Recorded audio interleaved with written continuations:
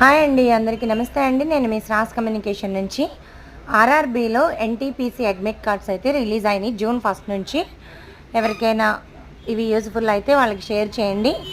రైల్వేలో ఎవరైతే అప్లై చేసుకుని ఉన్నారో ఎన్టీపీసీకి సంబంధించిందండి, దానికి సంబంధించి మనకి ఎగ్జామ్ అయితే జూన్ 5 నుంచి జూన్ 24 వరకు 16 రోజుల పాటు ఎగ్జామ్స్ జరుగుతాయి.